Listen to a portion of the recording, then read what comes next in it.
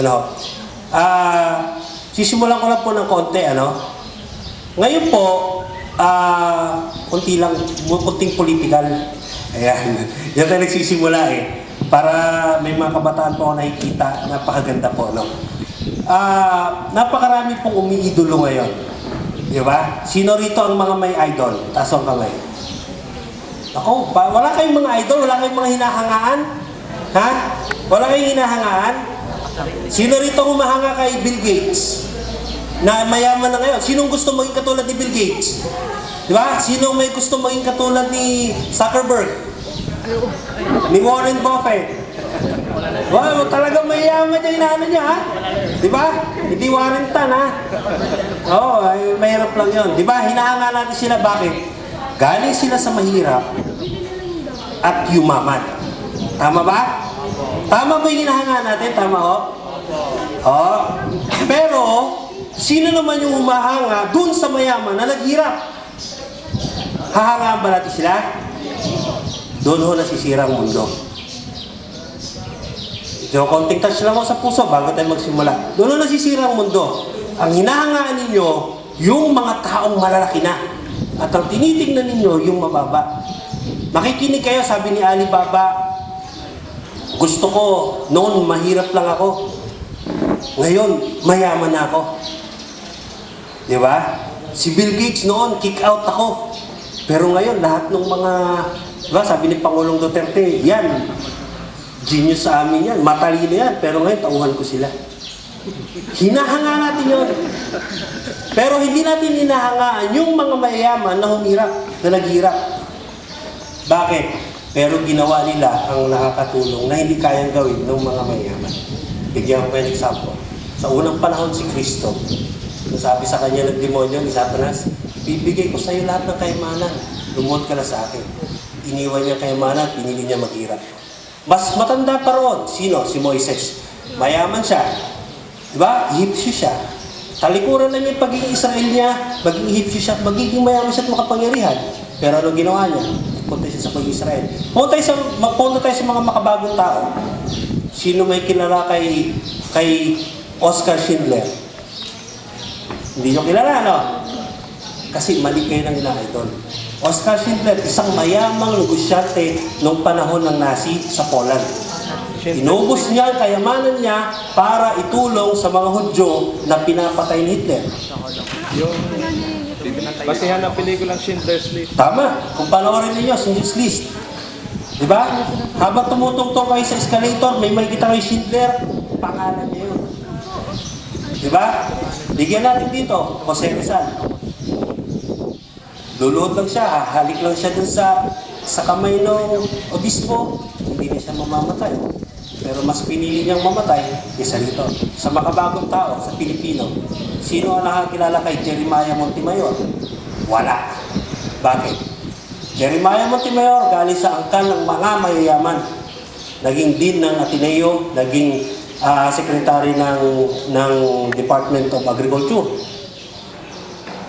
Galing sa angkan ng mga mayayaman, nag-graduate ng abogasya. Kilala ninyo kung sinong unang-una niyang kliyente? Isang magsasaka. Na ipanalo niya ang kaso. Kilala niyo kung sinong unang-una niyang idinimanda? Nanay niya. Dahil inapin ng nanay niya yung magsasaka, pinagtanggol yung magsasaka, pinakulong yung nanay niya. Anong ginawa ng nanay niya? Pinalay siya, tinakulong siya, tinanggalan siya ng kayamanan. Sino mga magiging idol dapat? Maliit ka na tao, wala kang kakayanan, pero tumutulong ka tulad ng ginagawa niyo. Sabi nga namin sa PSI, Purposeful Stewardship Institute, ang pinakamaganda at nakakahangahangang bagay maging volunteer. At nandito kayo. Sana magbagong perspektibo ng mga tao. Hindi porkit mahirap ka, hindi mo kaya tumulong. At hindi porkit mayaman ka, obligado kang tumulong. Okay? Naintindihan niyo po yun. Kaya nandito po ako ngayon, alayo ng Maynila. Sana po nakapuro tayo ng konti. Ang pag-aaralan po natin ngayon, tama po yung sinabi niya kanina ni Sir na baboy ang walang amoy. Pero pag-aaralan po natin ngayon, natural na pagsasaka. Meron palang natural na pagsasaka. Sir, pakipindot mo dyan, ano? Sige na po. Makikita niyo po rito, ko, baliktad po. Balik niyo na po sa dati. Ayan. Ipakita po natin pagbababoy. Narinig nyo na ba yung organic? Kasong kami ng organic. Yung nakarinig ko ng organic, alam mo ang organic. Sino ang hindi alam ang organic? Utang hindi nyo alam organic. Ha? Okay. Narinig nyo na po yung organic. Yan po ay sa halaman. Sa Pilipinas, wala po tayong ina-adapt na organic sa hayop. Natural po ang tawag natin doon. Okay. Ano ang mali sa Pilipinas? Laging may mali sa Pilipinas. Lagi po. Sa ibang bansa, yung International Federation of Organic Agriculture Movement o IFOAM, sa buong bansa po yan. Ang una nilang ina-adapt sa pagiging organic ay ang hayop, bago ang halaman. Ang Pilipinas, una nating ina-adapt halaman, bakit kaya tayo baliktad? Tapos hindi tayo aasenso, sisisihin natin gobyerno. Kasalanan na naman ito ng gobyerno.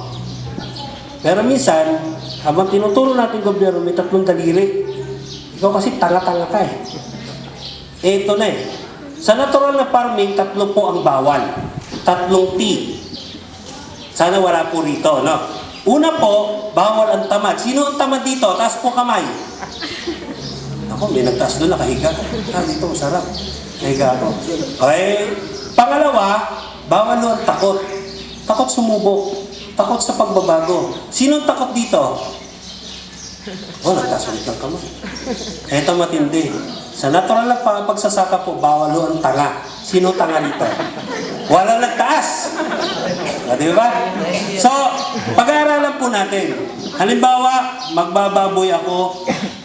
Ano ba yung kahinatnan ko? Simple lang po ito, no? Meron po kaming 3 binibenta ngayon. Yung isa po may bayad, yung 2 po libre. Buy 1, take 2. Okay? Sa mga kabataan ngayon, ano yung tatakbuhin ng buhay natin? Okay? Kaya ako po kabataan, dito yung mga bata, yung mga grammars na katulad ko.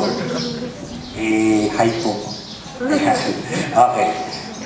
Katulad ko po, no? Pero tandaan ninyo, kung walang matanda, walang bata. Kaya buhay na buhay kami. Okay, simulan po natin. Bakit po, dito sa Pilipinas, sino po ang mga mahihirap na mamamayan? Ha? Magsasaka. Oo. Sino kaya may kasalanan? Gobyerno. Ako'y, gobyerno na naman. Pambihira na naman yan, no? Walang pinalawan ng gobyerno. Gobyerno na naman. Edukasyon. Edukasyon. Tama po. Inis na inis ako sa edukasyon natin. Bakit? Nag-aaral tayo 100% para maging alipin. Tama po? Inaprubahan natin yung AFTA, Asia Free Trade Agreement. 2010 po, kinausap ako ng Indonesia. Pinapunta ako ng Indonesia para paghandaan yung 2015. Year 2015, magsisimula po yung AFTA, yung Asia Free Trade Agreement. Yung ASEAN integration. Ang Indonesia po, nagsimula po sila ng preparation 2010. Ang Pilipinas po, kailan nagsimula? Masyasya kayo, 2018. Ano ba tayo ngayon? Oh, di ba ang katanga? Hindi ko, Pilipino po ako. Pilipino. Natatangahan na po ako sa atin eh. 2018, ano po yung hinanda ng gobyerno? Hindi niyo pa rin alam. K-12. Kailan po maging effective yung K-12? Kailan kayo makakapagpag-graduate? 2018. Bakit po? Ang Indonesia pwede magpadala rito ng produkto. Ang Thailand pwede magpadala rito ng produkto. Ang Japan pwede magpadala rito ng produkto. Tayo, anong produkto ipapadala natin? Katulong. Alila, alipin. Tapos magagalit tayo pag bumabagsak ang dollar. Hindi nyo ba alam pabor sa atin yun?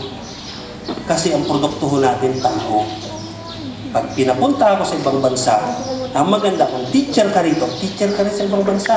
Hindi ka taga-pulos ng puwet. Yun ang maganda. Ngayon, pag sumisulto ka ng dollar doon, dalhin mo rito at malaking dollar, yayaman tayo. Pero sabi ng iba, kasalanan ng gobyerno, tumatas ang dollar. Di ba? Kasi bakit? Medyo tanga-tanga. Kaya bawal nga tanga eh. Now, isa pa, bakit ho sa Japan, ang mayaman farmer? Bakit dito sa atin sa Luzon at Visayas, ang mahirap po farmer? Bakit ko sinabi Luzon, Visayas? Pagpunta po doon sa Mindanao, ang mayaman farmer na taga Luzon. Ganon kadugas yun, ha? Pag ang taga Luzon pumunta ng Mindanao, yayaman yan. Within 2 years, milyonaryo yan. Maniwala ko kayo, ang tagal ko po sa Mindanao.